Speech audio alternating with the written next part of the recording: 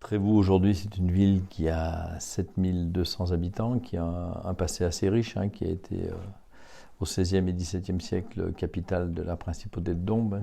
Trévoux étant une principauté avait un régime fiscal bien particulier par rapport au royaume de France, ce qui a permis le développement de l'imprimerie, du dictionnaire, parce qu'il n'y avait pas de censure à Trévoux, le développement de la monnaie de Trévoux, et également toute une industrie autour du fil d'or et d'argent et de l'orfèvrerie.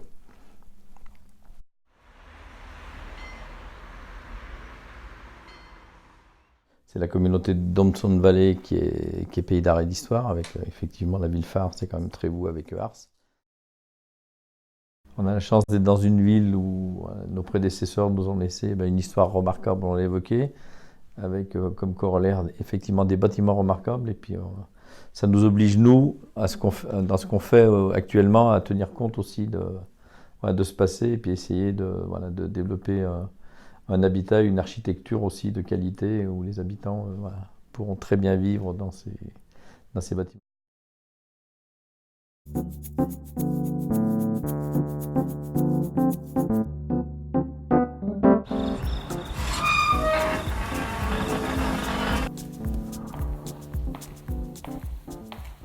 Donc j'ai travaillé 16 ans ici. L'usine a fermé en 1976.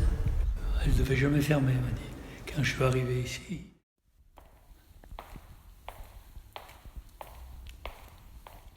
Pendant des siècles, les ouvriers accoutreurs, c'est-à-dire les ouvriers qui fabriquaient et entretenaient les filières, ont cherché à percer les matériaux les plus durs pour réaliser des filières de plus en plus performantes.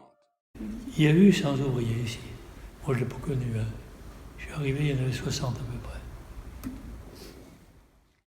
Ici, l'atelier de carbure. C'était le bureau, là. Pour faire une filière, il fallait quand même du temps, puisque rien que le perçage prenait 15 jours. Alors, cette usine, elle est intégrée à une ZAC, c'est la ZAC du Centre-Ouest, qui est effectivement un port aménageur à la SEMCODA. Dans le plan de financement de cette ZAC, il y a la transformation de l'usine Viannet en appartement. Si on peut trouver une solution qui permette de conserver tout ou partie des bâtiments, effectivement, c'est une solution qu'on essaierait de privilégier.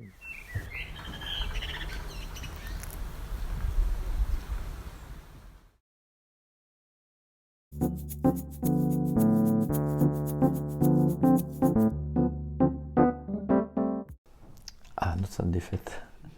Non, notre salle des fêtes, le constat qu'on fait, c'est qu'aujourd'hui, cette salle des fêtes, qui est assez atypique, qui est sur deux niveaux, qui est légèrement avant la guerre, de mémoire c'est 34 ou 37, je ne sais plus exactement. Je connais bien la salle des fêtes depuis que ça fait 30 ans que je la pratique. Donc on intervient très souvent dans cette salle avec des orchestres. On la réserve une ou deux fois par an pour des concerts. Et c'est pratiquement 2 ans à l'avance qu'il faut la réserver, tellement elle est sollicitée, quoi. Donc il y a une très très forte demande. C'est aussi bien sportif que culturel, que les associations des écoles, les repas aussi. Elle sert aussi pour des expositions, donc elle est très très sollicitée, quoi. Alors au niveau acoustique, c'est peut-être le point positif. C'est assez bon comme acoustique dans cette salle. Après, il y a la capacité aussi, une jauge de 200. Donc je pense que cette salle, elle est ce qu'elle est, mais je pense qu'elle est devenue obsolète complètement pour des manifestations artistiques. Donc premier souci, la scène est très petite, donc elle ne peut pas accueillir plus de 30 musiciens. Après, la scène est très haute, donc c'est assez désagréable pour les spectateurs parce qu'en fait, ils voient que des pieds et des pupitres.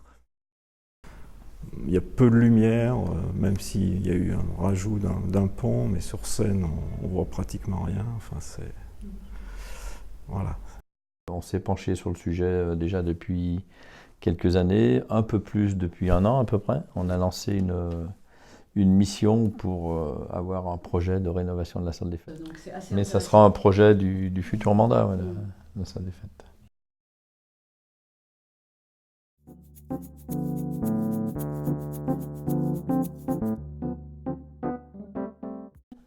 Aujourd'hui, le Parlement, c'est un bâtiment qui appartient pas à la commune, qui appartient au département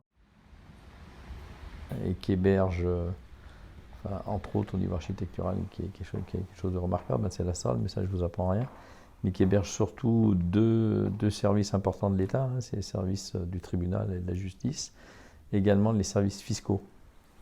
Donc aujourd'hui, ces services, ils sont là. Il n'y a pas de projet, que ce soit dans les 2 ministères, aussi bien de la justice que des finances, il n'y a pas de projet de fermeture de service ou quoi que ce soit à Trévoux. Pas mal la salle d'audience, donc qui a un vrai charme, je trouve, culturel. Il y a eu des petits concerts de fait là-bas. Donc je ne sais pas si un jour, effectivement, je crois qu'il y a encore des audiences actuellement, mais peut-être qu'à l'avenir, ça sera fermé. Donc là, ça peut être aussi un lieu pour faire des petites représentations, des petits concerts de musique de chambre. Je trouve que le lieu s'y prête. Enfin, au niveau architecture, c'est vraiment très très beau.